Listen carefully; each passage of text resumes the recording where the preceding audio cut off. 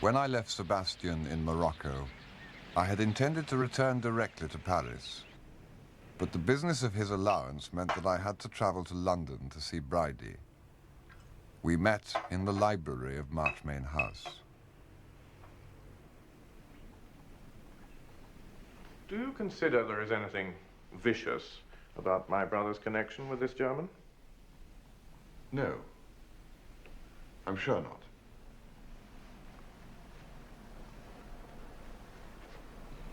It's simply a case of two waifs coming together.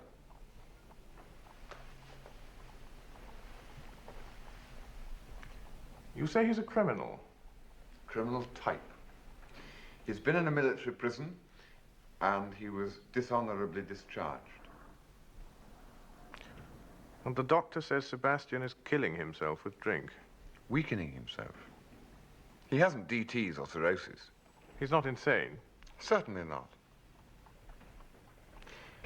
He's found a companion he happens to like, and a place that he happens to like living in. Then he must have his allowance, as you suggest. The thing's quite clear.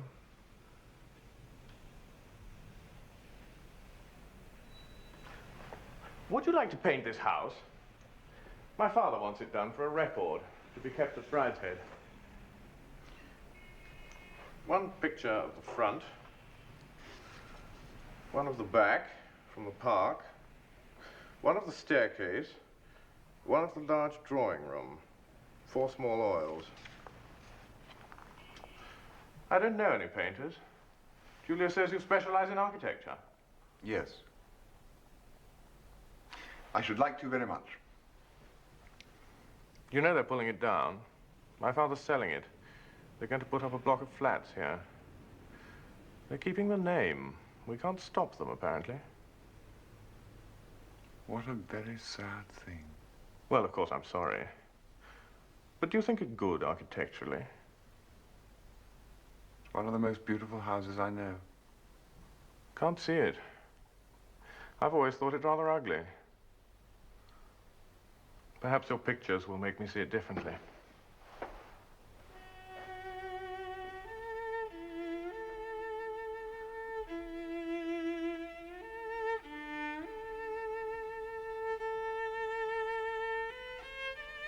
I began in the long drawing room, for they were anxious to shift the furniture which had stood there since it was built.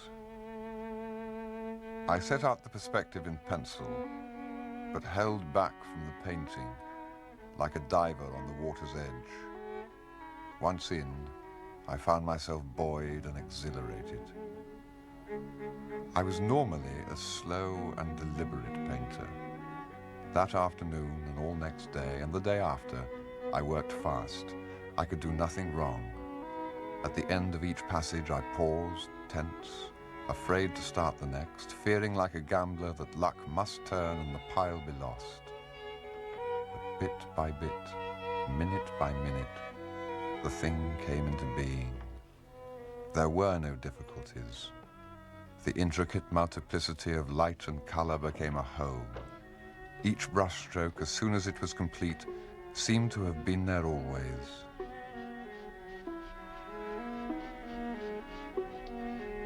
May I stay here and watch? Yes. So long as you don't talk.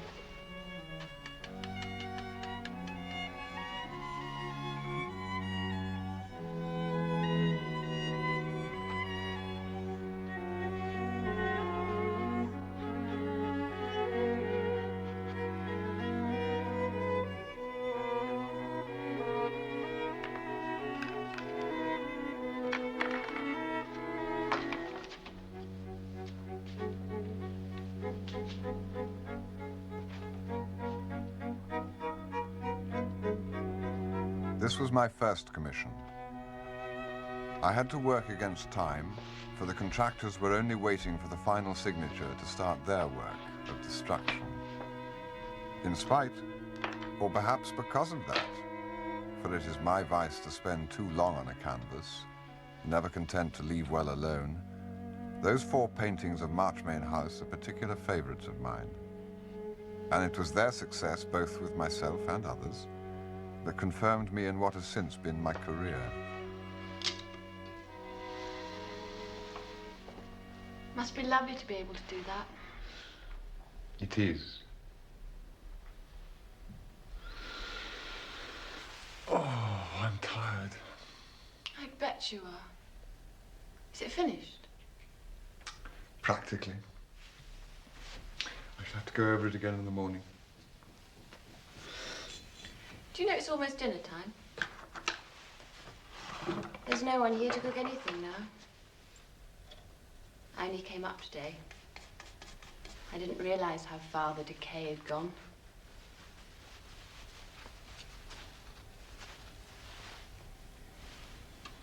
You wouldn't take me out to dinner, would you?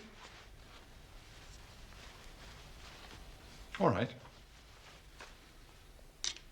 Oh, thank you. I'll go and get changed.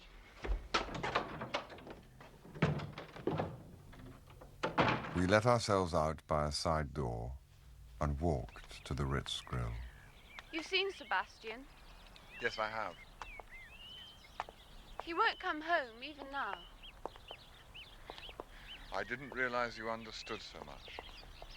Well, I love him more than anyone. Sad about Marches, isn't it? Very sad. Do you know they're going to build a block of flats? And that Rex wants to take what he calls a penthouse at the top? Isn't that like him? Poor Julia. That was too much for her. He couldn't understand it at all. He thought that she'd like to keep up with the old home. Things have all come to an end very quickly, haven't they? Apparently, Papa's been terribly in debt for a long time, and selling Marches has put him straight again. But what's going to happen to you? What indeed? There are all kinds of suggestions. Aunt Fanny Roscommon wants me to live with her. And then Rex and Julia talk of taking over half of Brideshead and living there. But won't your father come back? We thought he might. But no. They closed the chapel at Brideshead. Did they? Bridie and the bishop. Mummy's requiem was the last mass said there. After she was buried, the priest came in. I was there alone. I don't think he saw me. He took up the altar stone and put it in his bag. Then he burnt the wads of wool with the holy oil on them and threw the ash outside. He emptied the holy water stoup, blew out the lamp in the sanctuary, and left the tabernacle open and empty, as though from now on it was always to be Good Friday. Suppose none of this makes any sense to you, Charles? Poor agnostic. I stayed there till he was gone. Then suddenly there wasn't any chapel there anymore. Just an oddly decorated room. Can't tell you what it felt like.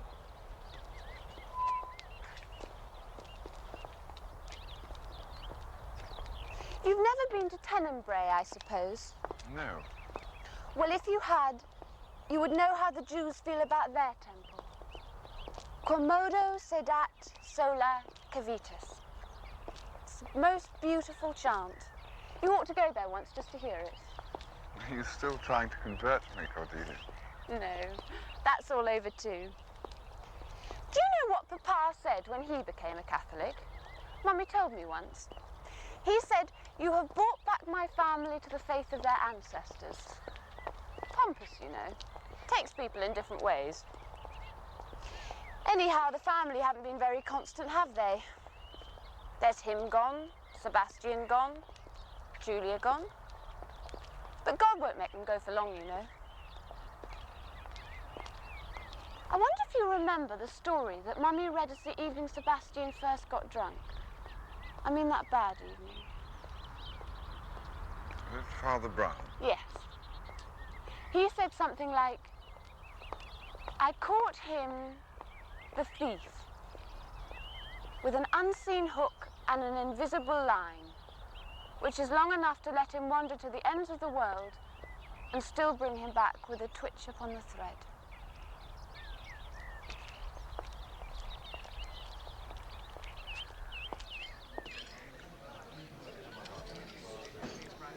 First time I've ever been taken out to dinner alone at a restaurant.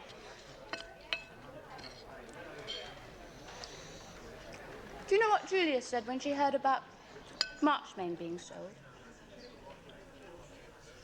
She said, poor Cordelia won't have a coming out ball here after all. It's the thing we used to talk about, like me being her bridesmaid. That didn't come off either. When Julia had her ball, I was allowed down for an hour to sit in the corner with Aunt Fanny. And she said to me, in 6 years' time, you'll have all this.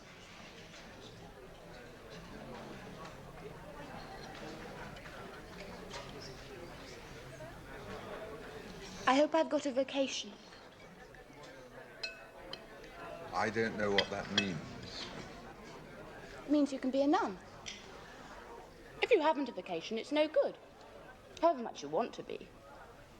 And if you have a vocation, you can't get away from it, however much you hate it. Bridie thinks he has a vocation and hasn't. I used to think Sebastian had and hated it. But I don't know now. Everything's changed so much suddenly. You'll fall in love. Oh, I pray not.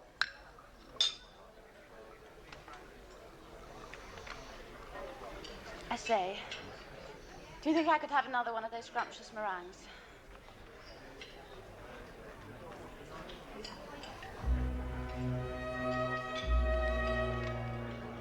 My theme is memory, that winged host that soared about me one grey morning of wartime. These memories, which are my life, for we possess nothing certainly except the past, were always with me. For nearly 10 dead years after that evening with Cordelia, I was borne along a road, outwardly full of change and incident, but never during that time, except sometimes in my painting, did I come alive as I had been during the time of my friendship with Sebastian. I became an architectural painter. But as the years passed, I began to mourn the loss of something I had known in the drawing room of Marchmain House. The intensity and singleness and the belief that it was not all done by hand. In a word, the inspiration.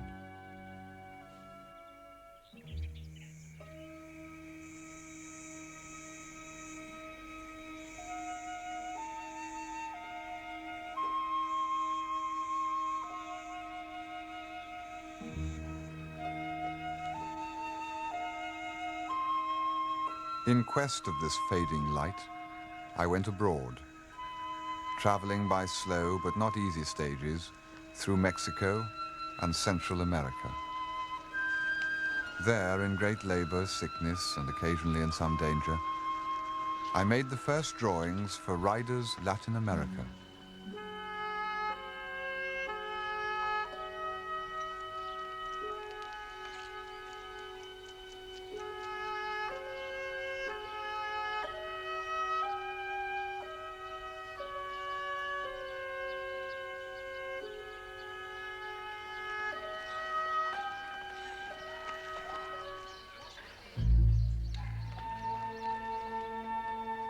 I was in no great pains to keep in touch with England. I followed local advice for my itinerary and had no settled route, so that much of my mail never reached me, and the rest accumulated until there was more than could be read at one sitting. But despite this isolation, and this long sojourn in a strange world, I remained unchanged, still a small part of myself pretending to be whole. I discarded the experiences of those 2 years with my tropical kit and returned to New York as I had set out.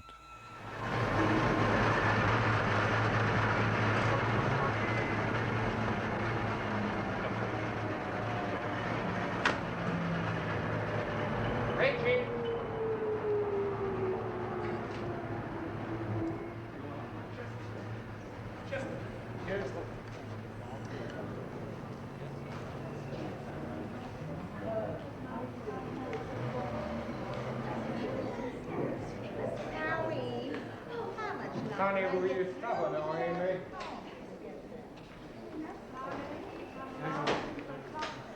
I have a suite booked.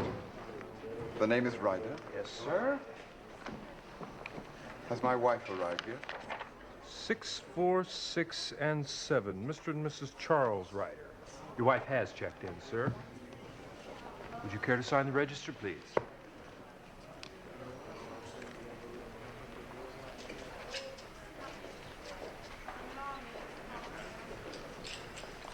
Your wife went out earlier, sir. She said to say that she'd be back after lunch. Thank you. 6, 4, 6, and 7. Thank you, sir. No, sir. Thank you.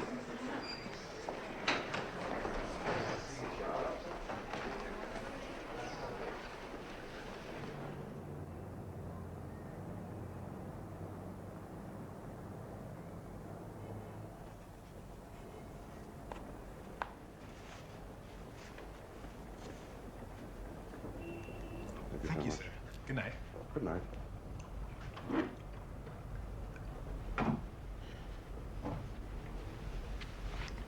I don't believe you read my letters. Well, some of them went astray. I remember distinctly your telling me that the daffodils in the orchard were a dream, and that the new nursery maid was a jewel. But frankly, I cannot remember you telling me that your new baby was called Caroline. Why did you call it that? After Charles, of course. Ah. I made Bertha Van Holt godmother. I thought she was safe for a good present. What do you think she gave? Bertha Van Holt is a well-known trap. What? A 15-shilling book token.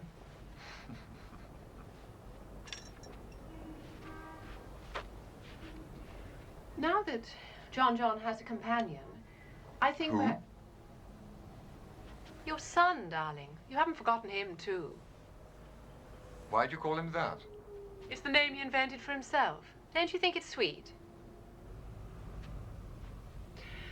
Now that John has a companion, I think we'd better not have any more for some time, don't you? Just as you like. John talks about you such a lot. He prays every night for your safe return.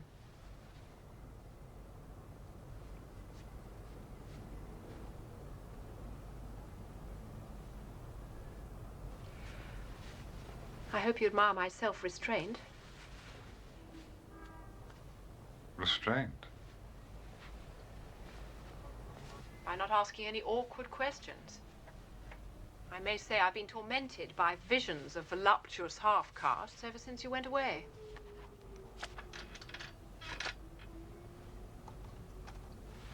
I determined not to ask.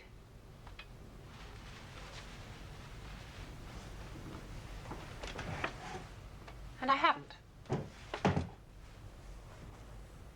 That suits me.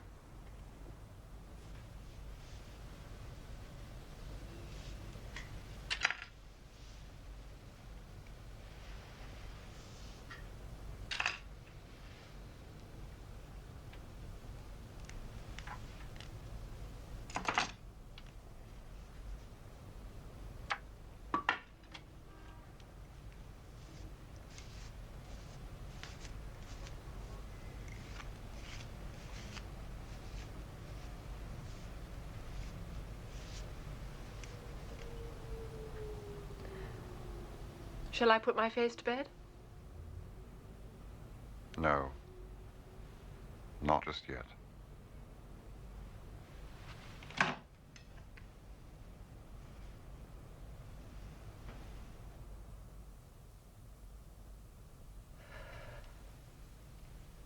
don't believe you've changed at all, Charles. No. I'm afraid not. Do you want to change?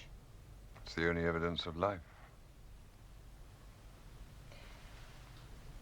But you might change so that you didn't love me anymore. There is that risk. Charles? Mm. You haven't stopped loving me. You said yourself I hadn't changed. Well, I'm beginning to think you have. I haven't. No.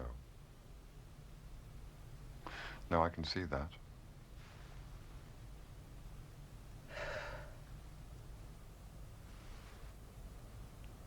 Were you at all frightened of meeting me today? Not the least. You didn't wonder if I should have fallen in love with someone else in the meantime? No. Have you? You know I haven't. Have you? No. I'm not in love.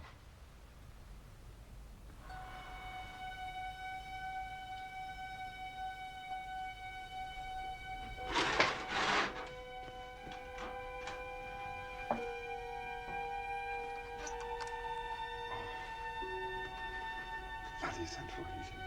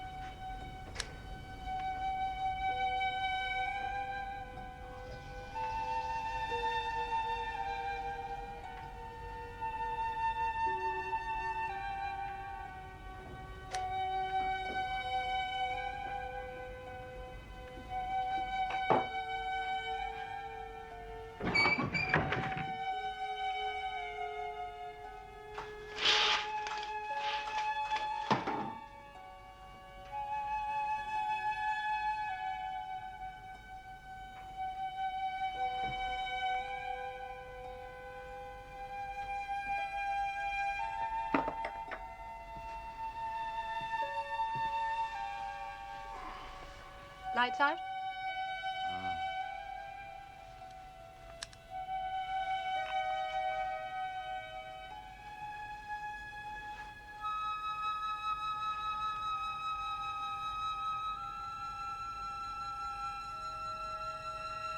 The garden's come on a lot. Box hedges you planted grew 5 inches last year.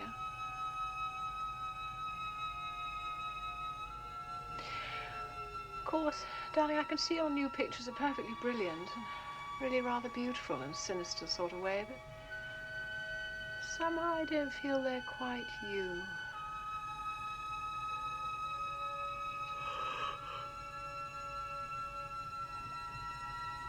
We've got a first-class cook at the moment. You'll be really impressed.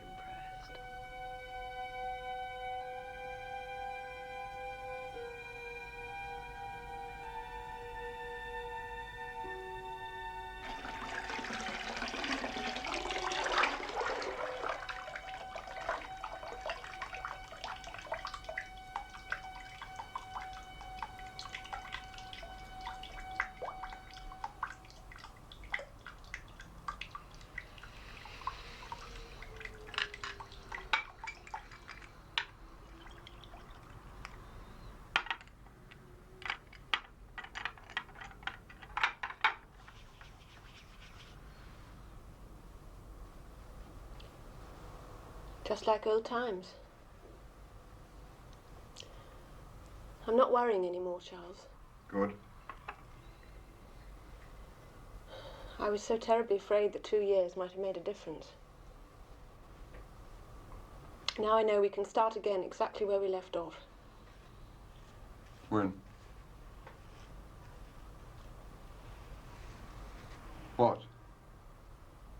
When we left off what?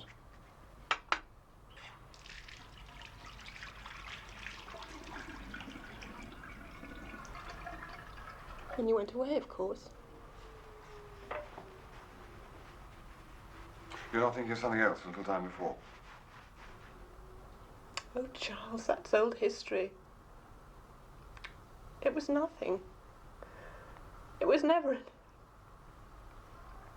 It's all over and forgotten. I just wanted to know. So, we're back where we were the day I went abroad, is that it?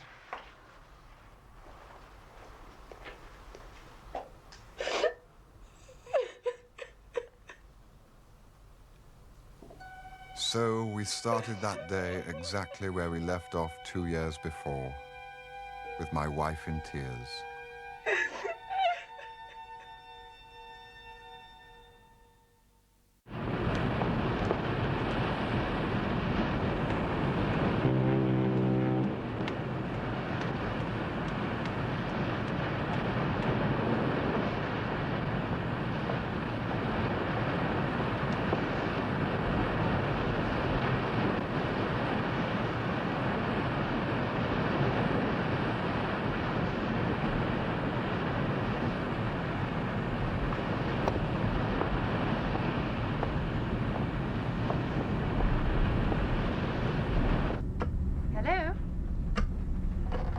Hello?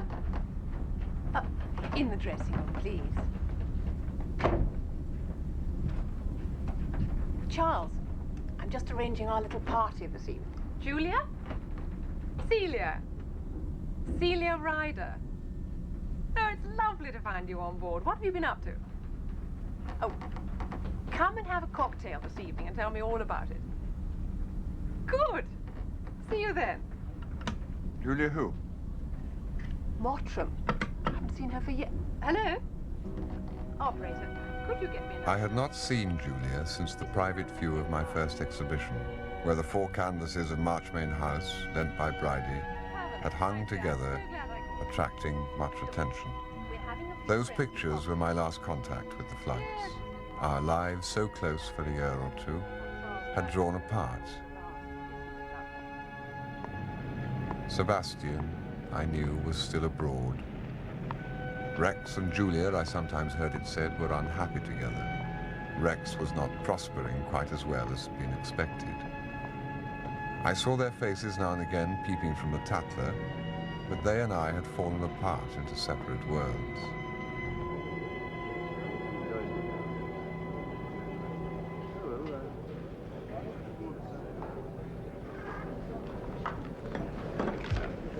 Can I get you anything, sir?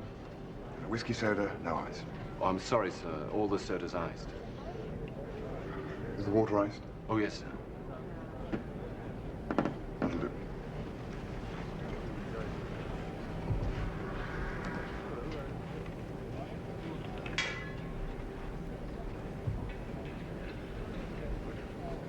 Charles. Hello. I heard you were here. Celia telephoned to me. It's delightful. Will you join me for a drink? Thank you. What are you doing? Waiting. My maid's unpacking. She's been so disagreeable ever since we left England. She's complaining now about the cabin. I can't think why. It seems the lap of luxury to me.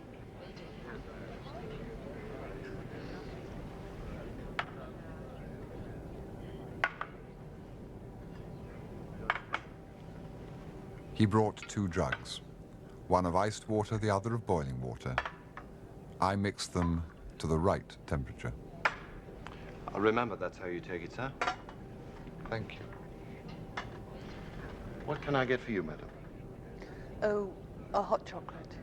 Very good, madam. I never see you now. I never see anyone I like. I can't think why. What have you been doing in America? Don't you know? I'll tell you about it sometime. I've been a mug. I thought I was in love with someone, but it didn't quite work out that way. What about you, Charles? What have you been up to? Oh, I've just been painting. Trying different styles. I'm just back from a trip. Where have you been? Mexico, Central America. Quite away from anywhere. I felt I needed a change of scene. I was getting stale. It sounds thrilling. I'm longing to see the pictures. Celia wanted me to unpack them and stick them around the cabin for her cocktail party, but I couldn't do that. No. Is Celia as pretty as ever? I always thought she had the most delicious looks of any girl in our year. She hasn't changed. You have, Charles. So lean and grim. Not at all the pretty boy Sebastian brought home with him. Harder, too. And you're softer. Yes, I think so. And more patient now. And sadder, too. Oh, yes, much sadder.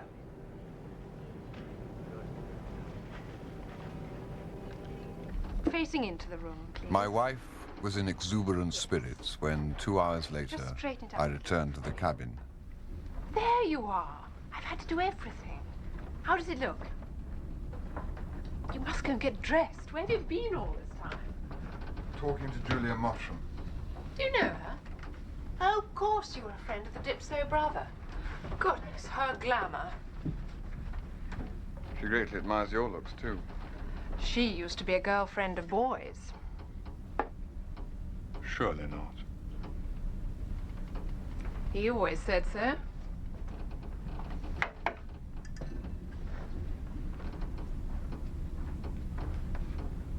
Have you considered how your guests are going to eat this caviar? Oh, I have. It's insoluble. I suppose there's always this. Oh, anyway, people always find ways of eating things at parties. Do you remember we once ate potted shrimps with a paper knife? Did we? Darling, it was the night you popped the question.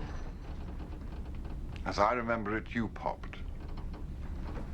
Well, the night we got engaged. Well, you haven't said what you think about the arrangements. It's a cinema actor's dream. Cinema actors, that's what I want to talk about. Charles, I've been thinking. I do believe you're absolutely cut out to be a set designer for the cinema.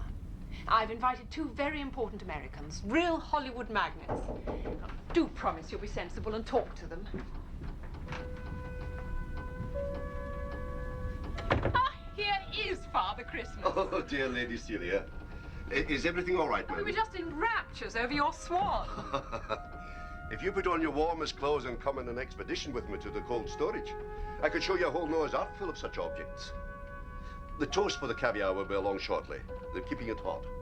Toast? Do you hear that, Charles? Toast!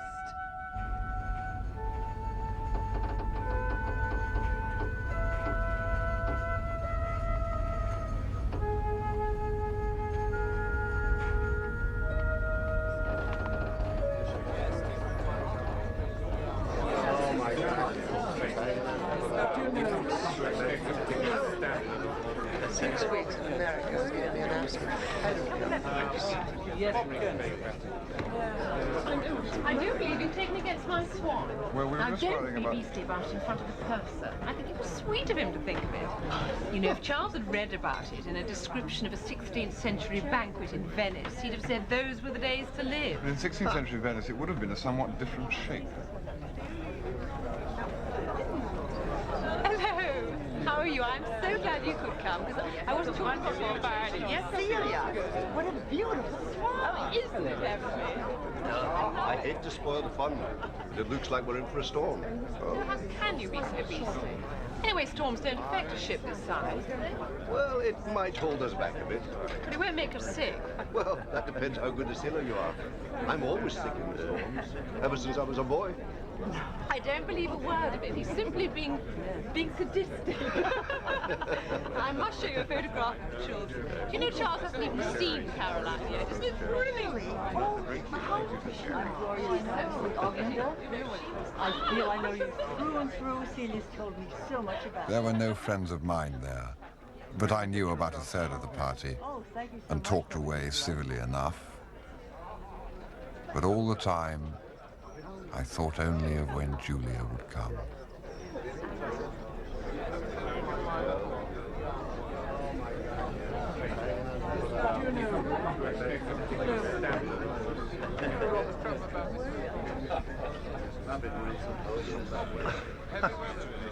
Been waiting to do that for a long time.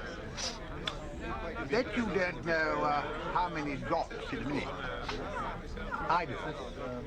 I've counted. I've no idea. Well, guess. Look, a tenner if you get it wrong, and half a dollar if you get it right. That's fair, isn't it? 3. Cool. You're a sharp chap, aren't you? You've been counting too, haven't you? Tell me, how do you work this one? I'm an Englishman, born and bred. This is my first time on the Atlantic. You flew out? No. Came round the world the other way and crossed the Pacific. You are a sharp chap, no mistake. I made quite a bit out of arguing on that topic. Well, I better skedaddle. No. No. Yeah, that's...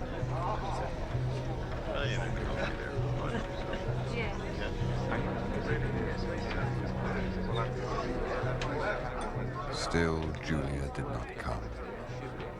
And the noise of 20 people in that tiny room was the noise of a multitude.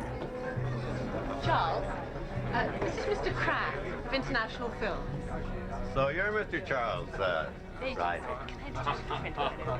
Yes. Well. Our purser says we're in for some pretty dirty weather. What do you know about that? Rather less than the purser. I'm sorry, Mr. Ryder. I don't quite get you. I mean, I know less about that than the purser. knowing that we should That's meet so. again in half an hour and go on meeting every half hour for days. I've enjoyed our talk. I hope it'll be the first of many. You must promise me to bring that distinguished-looking husband of yours to my little do on Tuesday. Oh, we'd love to. Are you having one? Yes. Do tell me, how did it feel meeting Celia after 2 years? I know that I should feel indecently bridal. But then Celia has never quite got the orange bottom out of her hair, has she?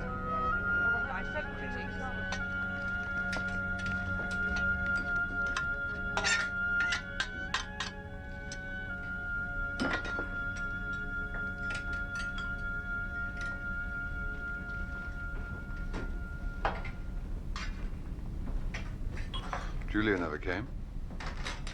No, she telephoned. Couldn't quite hear what she said. There was so much noise going on. Something about a dress. It was quite lucky, actually. There wasn't room for a cat. It was a lovely party, wasn't it? Did you hate it very much? You behaved beautifully and you looked so distinguished. Who was your red-haired chum?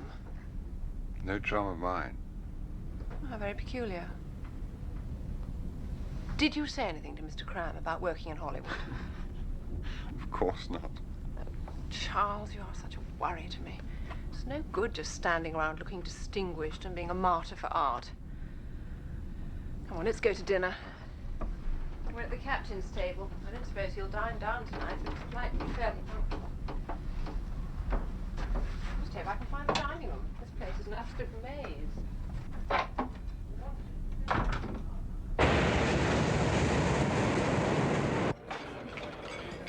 We were a gruesome circle at dinner. Even my wife's high social spirit faltered. Wherever Celia is, you'll find she knows all the significant people. I'm Mrs. My beastly name totally disappeared with every frock I have. Ah, yes, yes. I've made it my aim to reconcile the so-called commie. There's no fundamental diversity in their ideologies. It's a matter of personality, Mr. Ryder. And what personality is put asunder, personalities may unite. Of course. What I understood you to say, Lady Celia, that you were unacquainted with it. No, I meant he was like Captain Fowler. Ah, I begin to comprehend. He impersonated this friend of yours in order to come to your party. No, Captain Fowler was simply a comic character in an English paper. You know, like your Popeye.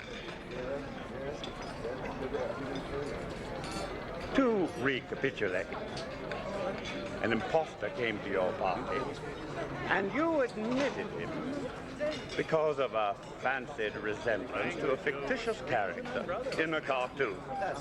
Yes, I suppose that was it, really. Not words. Do you not agree, Mr. Ryder? Yes. I mean, what are words? What indeed? Mere My mind reeled. After the months of solitude, this was too much. I felt like Lear on the heath, like the Duchess of Malfi bayed by madmen. I summoned cataracts and hurricanes, and as if by conjury, the call was immediately answered.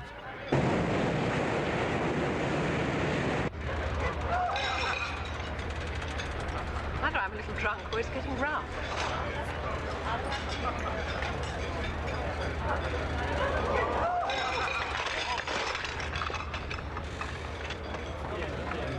This is where I say good night to you all.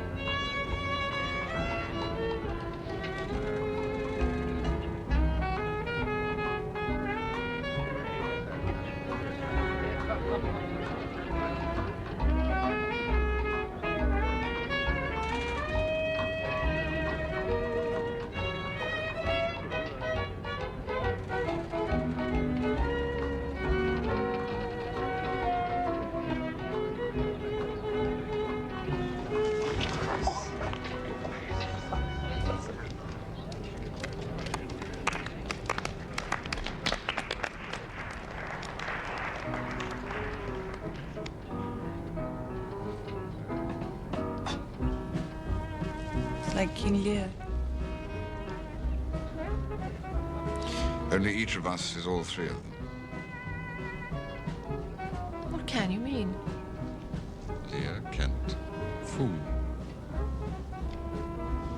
Oh dear, it's like that agonizing foul enough conversation over again. Don't try and explain.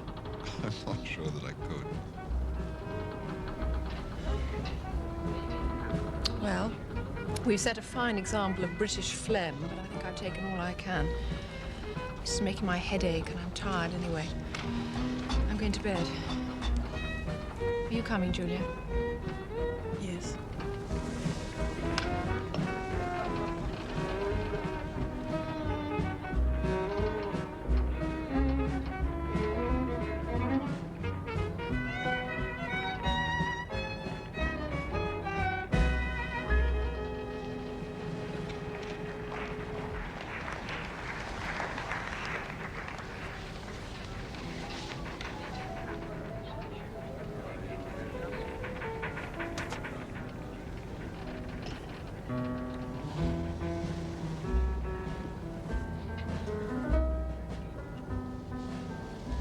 Will you be joining in the tombola this evening, sir?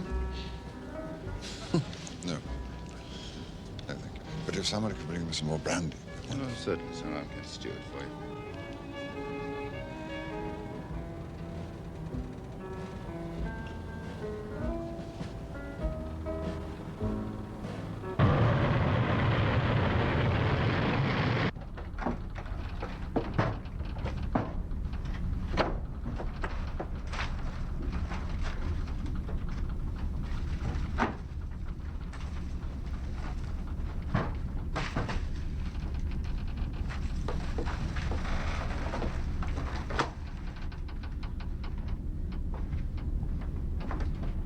is that you?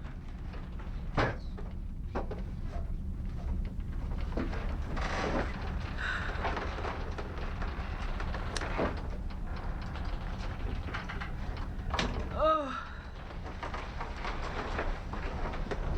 I feel terrible. I didn't know shit this size could pitch like this. Oh, can't you do something? Can't you get something from the doctor? I'll call the steward. Give her something.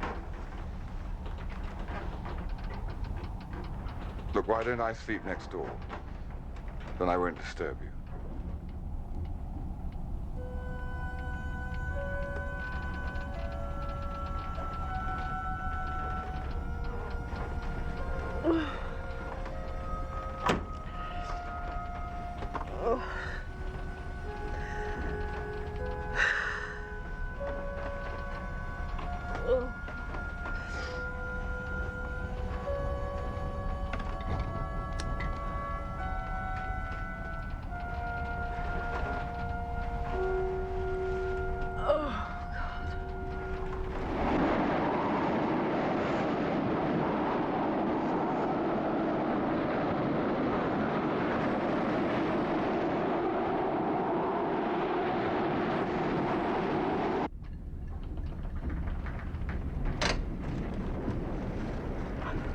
Oh, excuse me, sir, but these have come for you and her ladyship. What would you like me to do with them, sir? Oh, over there, somewhere.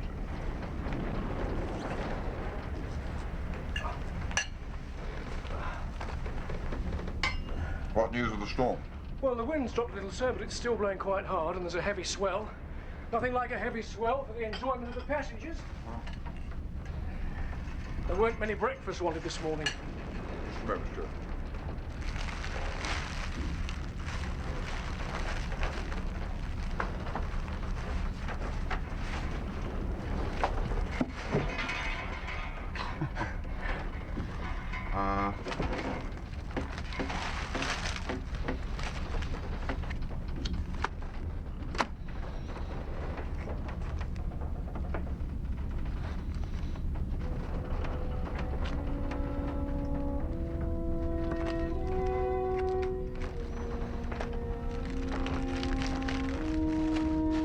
These delivered to Lady Julia Mottram's cabin? Certainly, sir. And steward, would you ask the barber to call? Very good, sir.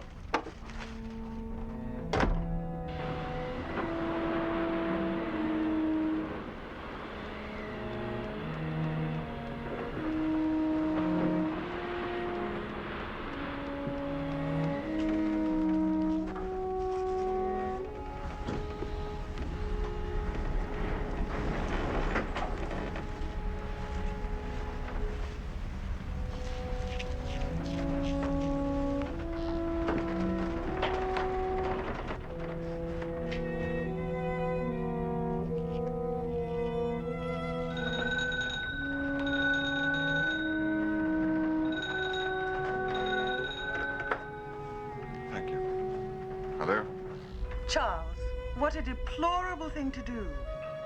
How unlike you. Don't you like them? What can I do with roses on a day like this? Smell them.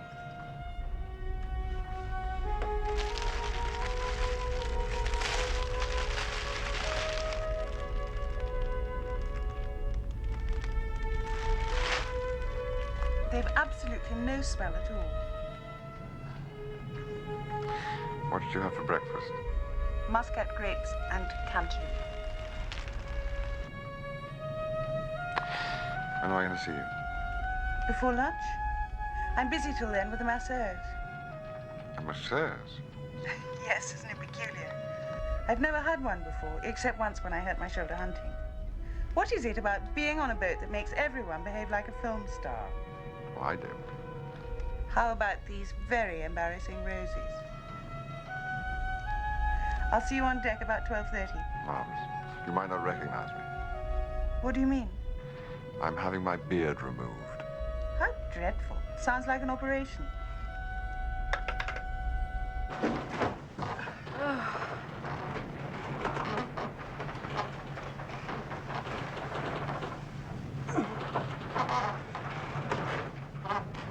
Can I come in?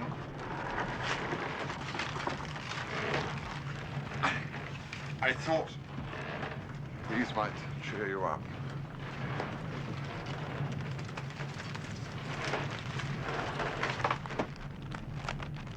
How sweet people are.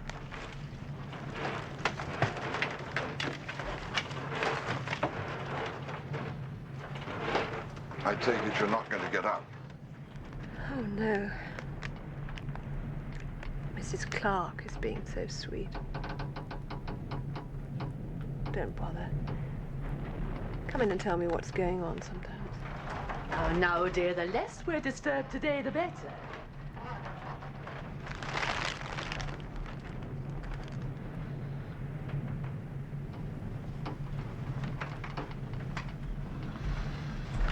Charles? Your beard. Yes, I know. Oh, what a pity. I thought it looked so distinguished.